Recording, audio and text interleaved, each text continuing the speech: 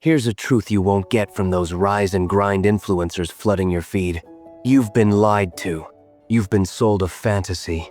You were told that if you just stayed positive, visualized success, worked harder, smiled more, and said your affirmations in the mirror every morning, you'd be happy. You'd be fulfilled. You'd finally make it. But deep down, you know something's off.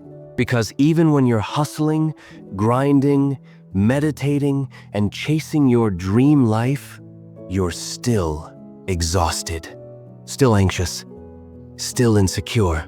Why? Because nobody told you the truth. The truth is this: you only have so many keks to give. And most people are giving them away like candy at a parade. You give a fuck about what strangers think. You give a fuck about things you can't control. You give a fuck about looking perfect, sounding perfect, succeeding perfectly. But here's the thing: the more you care about everything, the more powerless you become. Because your attention is your currency, and you're going bankrupt. You weren't born to be liked by everyone. You weren't made to impress, to perform, or to please. You were built to live a life that actually means something to you. But that only happens when you stop caring about all the meaningless noise and start giving a fuck intentionally. And that's what this entire message is about. This is not just a motivational speech. This is a system reset, a radical shift in how you see yourself, your problems, and your power. If you're sick of faking it, tired of being stuck, and done chasing things that don't fulfill you, then keep listening. We're about to burn the rule book, take back your life, and learn the subtle art of not giving a fuck. Let's go.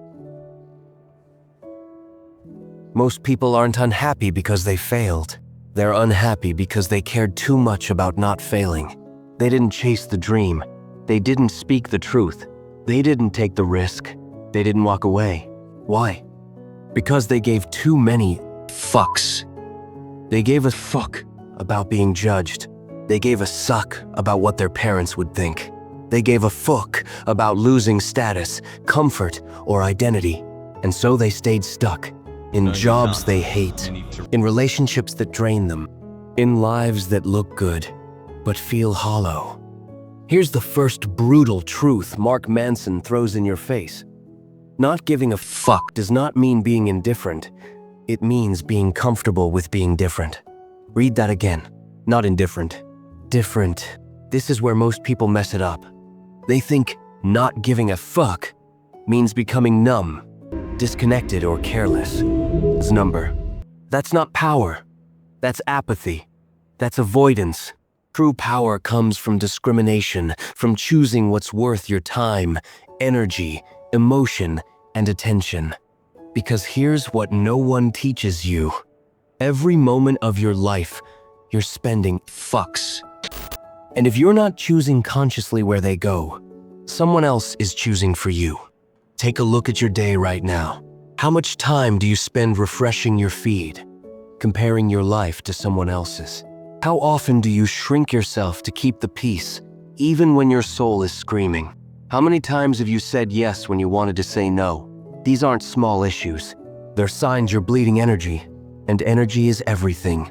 If your energy is scattered, your life is scattered. If your energy is stolen by what doesn't matter, you'll never have enough left for what does. Let me be blunt. If you keep giving a about everything, you will never be great at anything. You'll never write that book. You'll never build that business. You'll never heal, grow, or lead. Because greatness requires focus, and focus requires sacrifice. Not everything can matter, and when you try to make everything matter, nothing truly does. Here's your wake-up call. The world is full of noise, but your life only gets loud when you turn up the volume on things that don't matter. So today, we begin turning it down. We begin reclaiming your attention. And that starts by learning how to care selectively. Welcome to the next level. Let's get one thing straight. You will never stop giving a fuck. That's not the goal. The goal is to give a fuck on purpose. You have a limited amount of time. A limited amount of energy, a limited number of fucks to give. So what you choose to care about determines everything.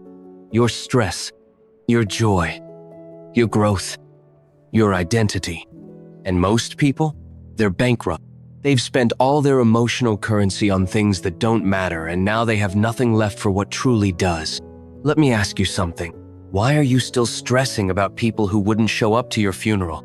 Why are you still chasing approval from people who don't even approve of themselves? Why are you still obsessing over mistakes no one else remembers?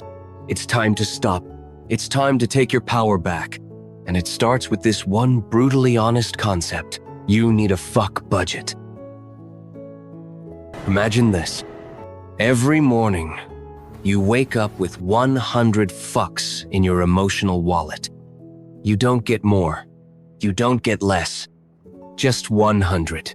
And throughout the day, you spend them. Worrying about your future? That's 20 fucks. Getting angry in traffic? 10 fucks gone. Arguing on the internet with a stranger? 15 fucks boof. Obsessing over what someone said behind your back? Another 25. And then, what happens when the important things come? That business idea you want to launch? That conversation you need to have? That dream you've buried for years? You're out of fuel. Out of emotion, because you already spent it all. And most people live like this for decades, emotionally broke, mentally exhausted, spiritually drained. Not because they don't care, but because they never chose what to care about. So how do you choose? It all comes down to one word: values. Your values are the filter through which you assign meaning to everything. You see, the problem isn't caring. The problem is caring about the wrong things, rooted in shallow, destructive, or reactive values. Let's look at this in two parts. Mark Manson breaks it down. Most people chase values like these. I must always be liked. I must always feel good. I must always win. I must always be successful. I must never fail. Let me tell you something. Those values are emotional poison. They sound motivating. They sound ambitious. But in reality, they're fragile, unsustainable, and rooted in fear. Let's say your core value is, I must always feel good. Well then, any hardship becomes a threat. Any pain becomes failure. Any struggle becomes proof that something's wrong with you. Guess what? Life is full of pain. So if you avoid it, you avoid growth. Here's what Manson says. Happiness comes from solving problems. The key is not to avoid problems, but to choose better problems. So what does a healthy value look like? I value honesty even when it's uncomfortable. I value responsibility even when it's hard. I value growth even when it's painful. I value courage even when I'm afraid. You know what these values have in common? They're internal. They're process-based. They're within your control. That's the secret. If your self-worth is based on how you feel, or how others see you, or what you achieve, then you will always be chasing and never arriving. But if your self-worth is based on how honestly, bravely, and responsibly you live, then you win every day, even when you fall, even when you fail, even when life punches you in the mouth. Because real values give you a compass. They help you decide what's worth your time and what isn't, what's worth fighting for, and what's not even worth noticing. Let me give you a comparison. Person A is obsessed with success. They believe failure equals worthlessness. They care deeply about being seen as a winner. They avoid risk. They fear judgment. They're driven by fear. When they fail, they collapse. When they succeed, they feel a quick high, followed by anxiety. They're always chasing, but never arriving. Now, person B values courage. They believe failure equals feedback. They care deeply about showing up, telling the truth, and taking action. They're still afraid, but they do it anyway. When they fail, they grow. When they succeed, They celebrate, but they don't attach their worth to the outcome. They are not chasing anything. They are living. So let me ask you, who do you want to be? Because the difference between those two lives is just a matter of what they give a fuck about. Now let's get tactical. Here's a 3-step process to reclaim your fucks and build a value system that works for you. Ask yourself, what do I obsess over? What am I most afraid of losing? What do I feel I must have in order to feel worthy? Write it down. No filters. You might be surprised how much you're chasing things you don't actually respect. Now look at each of those values and ask, is this value based on fear, ego, or external validation? If the answer is yes, cut it. It's not serving you, it's using you. And every second you keep it is another second you give your power away. Now replace them with values that are internally controlled, process-focused, rooted in resilience, not comfort. Instead of, I must be right, try, I value learning. Instead of, I must be perfect, try, I value courage. Instead of, I must be admired, try, I value integrity. You don't need to stop caring. You just need to start caring better. Here's what happens when you live this way. People will misunderstand you and you won't care.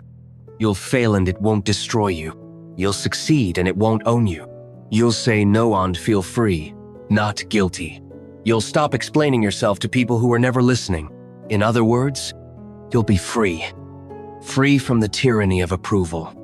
Free from the addiction to perfection. Free from the lies society sold you. You won't be untouchable, but you'll be unshakable. You don't have unlimited energy. You don't have unlimited attention. You don't have unlimited time. So you better stop giving your power away to people, problems, and distractions that don't deserve it. Start caring less about looking good and more about being real. Start caring less about being impressive and more about being in integrity. Because once you know what matters, you'll stop being controlled by what doesn't. That's not just wisdom. That's freedom.